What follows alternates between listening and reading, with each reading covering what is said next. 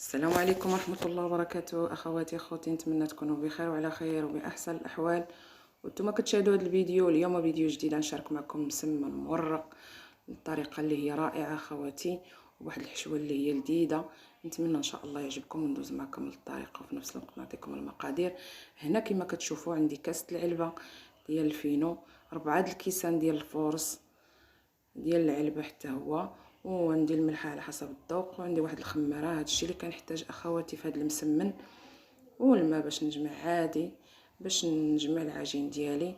ونتمنى نكون عند حسن الظن ديالكم ونكون خفيفه ظريفه على قلوبكم اخواتي، وكنتمنى غير التشجيعات ديالكم، ونتمنى هادشي اللي كنشارك معكم يعجبكم. والله يدخل علينا وعليكم رمضان بالصحه والسلامه، وباش ما كتمناو ان شاء الله يا ربي. واللي مريض الله يشافيه، واللي كيتمنى شي امنيه يا ربي تحققها ليه. وهانتم معايا اخواتي تتشوفوا الشكل النهائي ديال هذا المسمن اللي هو كيجي رائع.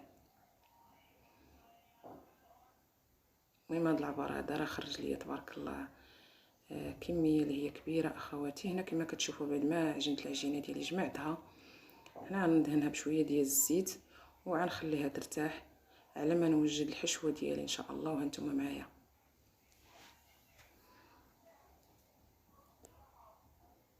هنا كما كتشوفوا عندي واحد البصله اللي هي كبيره، بعد ما شلطتها وندير الزيت كما كتشوفوا القياس ديال الزيت،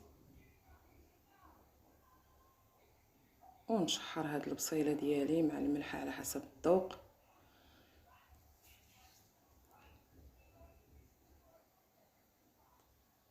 المهم انا غنشحر هاد البصيله ديالي حتى تذوب كما تشوفوا. هنا كنزيد الكفته، وكيبقى لكم الاختيار في الكفته اي نوع بغيتو ديروا ديال لدند او صدر الدجاج او الكفته ديال اللحم، وكيبقى لكم الاختيار على حسب الموجود عندكم اخواتي.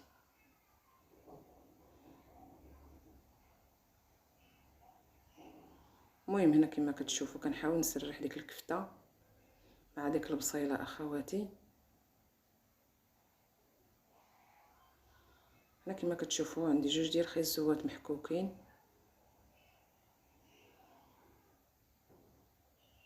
عندي واحد القرعه بعد ما حكيتها حتى هي.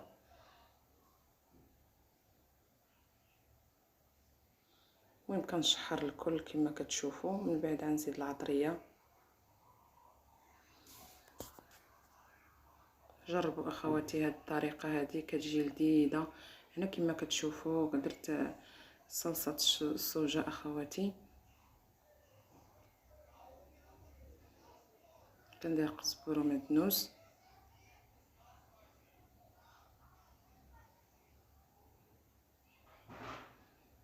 المهم كنحاول نشحر مزيان هاد الحشوه.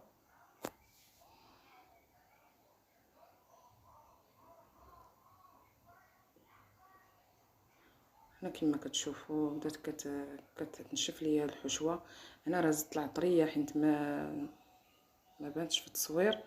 درت التحميره، معلقه ديال التحميره، معلقه ديال العطريه ديال الحوت، معلقه صغيره ديال البزار، معلقه صغيره ديال الخرقوم، الثوم بودره. ملي ما كانتش الثوم بودره كديروا غير 2 فصوص ديال الثومه كتحكوهم،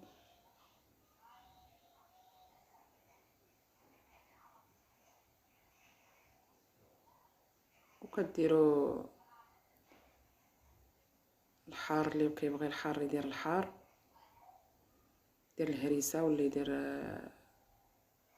المهم الحرور. انا اكتفيت بهاد العطريه هذه اللي ذكرت معكم اخواتي. المهم حاول نحرك هاد الحشوه ديالي مزيان اخواتي حتى تنشف، ميبقاش فيها داك الماء. نتوما اخواتي راه جات رائعه.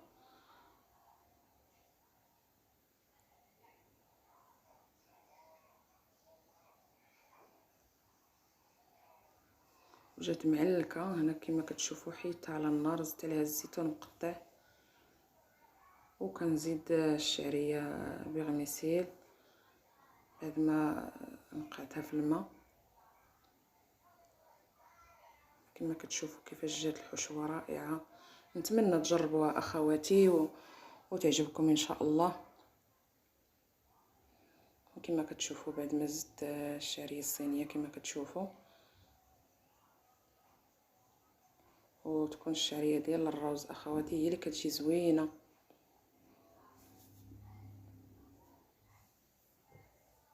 وهنا كنحاول نخلط الكل، ندمج كل شيء حشوه ديالي مع ديك الشعريه.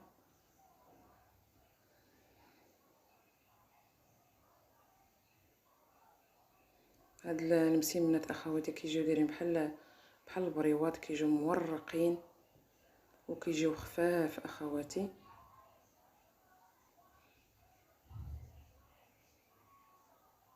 المهم نحاول حتى نحرك الحشوه ديالي كما تشوفوا. نرجع معكم اخواتي باش ما يجيكمش الفيديو طويل. انا بعد ما حركت الحشوه ديالي مع ديك الشعريه كما كتشوفوا، هنا العجينه ديالي بعد ما ارتاحت كنحاول نقطعها لكويرات صغيره، وكيبقى لكم الاختيار، يمكن لكم ديروا كويرات كبيره او صغيره نتوما على حسب الاختيار ديالكم. المهم انا ندير معكم الطريقه ديالي ونتمنى تعجبكم اخواتي. كما كتشوفوا الحجم ديال الكويرات غير صغار، المهم ما يعني ما يكونوا كبار ما يكونوا صغار. انا خرجت ليا 11 كويره، غنخليها ترتاح. المهم واحد 5 ديال الدقائق على ما نوجد معكم واحد الطريقه كنديرها انا باش كنفرق المسمن ديالي.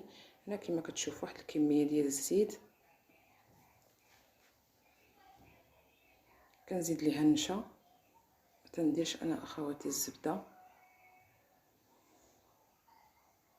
درت هنايا 3 ديال المعالق ديال النشا، وكنحاول نحرك ديك النشا مع الزيت باش ما كتبقاش ليا مكاتله ليا في الزيت اخواتي.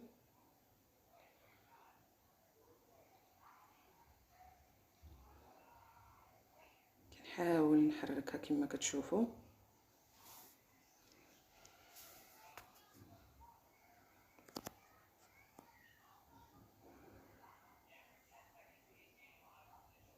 كما كتشوفوا بعد ما حركتها مزيان ولات على هذا الشكل هذا. وكندوز معكم باش نورق هذا المسمن ديالي. تشوفوا الطريقه كتجي رائعه اخواتي. انا كندير المسمنه الاولى كما تشوفوا، كنحاول نورق العجين ديالي. المهم كنورق المسمن ديالي رقيق اخواتي.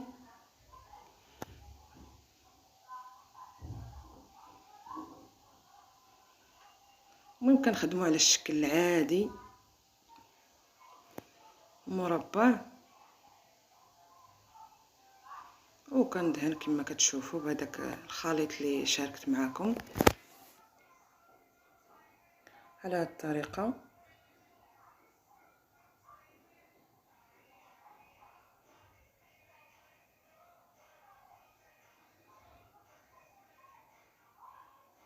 المهم هنا كما كتشوفوا نسرح معكم الثانيه. بعد ما سرحتها كما كتشوفوا رقيقه.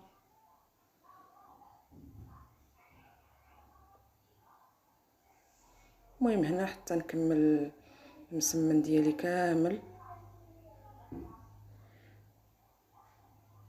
باش ما يجيكمش الفيديو طويل اخواتي.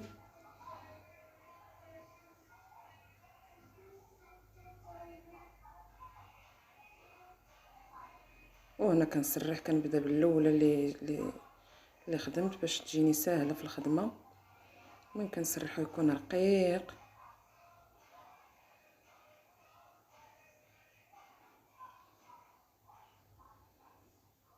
العجينه فاش كترتاح اخواتي كتساعدكم ملي كتكونوا تخدموها. هنا كما كتشوفوا الحشوه، وهنا ندير فرماج.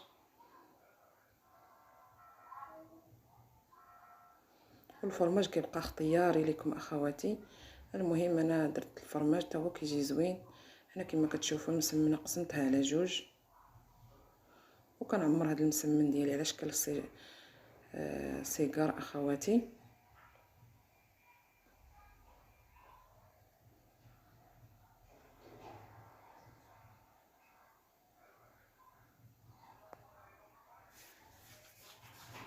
وكندير داك الفرماج ديالي من الفوق.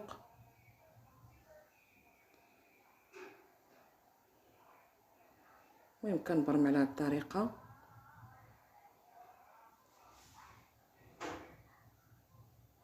لا ما كتخرجش الحشوه اخواتي، ما تخليوهاش تخرج الحشوه حتى الاخر. الا خرجت كتدفعوها بحال هكا تدخل. وكنصطف الطاوه ديالي.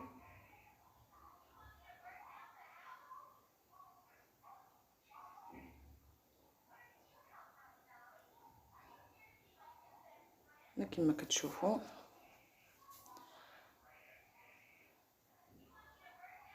المهم هنا تخرج ليا 22 قطعه كما تشوفوا اخواتي، حيت كلها مسمنه قسمتها على جوج. وضروري العجينه اخواتي تكون رقيقه باش تجيكم مرقه. هانتوما اخواتي، ولا بانت لكم الحشوه خارجه تحاولوا تدخلوها. وهنا كما كتشوفوا بعد ما كملت العجين ديالي بهذه الطريقه كندهن بصفر البيض، بعد ما درت فيه قطيره ديال الخل وواحد المعلقه ديال الزيت.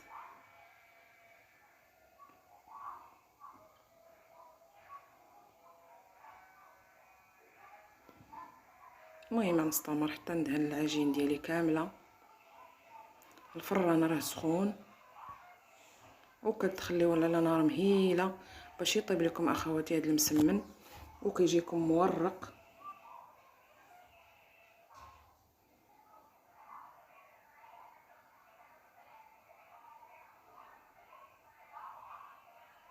المهم غندهن كامل المسمن ديالي كما تشوفوا، ونرجع معكم باش ما يجيكمش الفيديو طويل.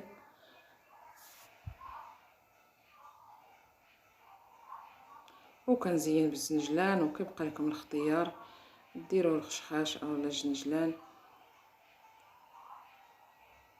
حتى لو ما بغيتوش تزينوهم تخلوهم عاديين تخليوهم اخواتي. المهم اهم حاجه كيجيو لذاذ وكيجيو مقرمشين وكيجيو رائعين اخواتي.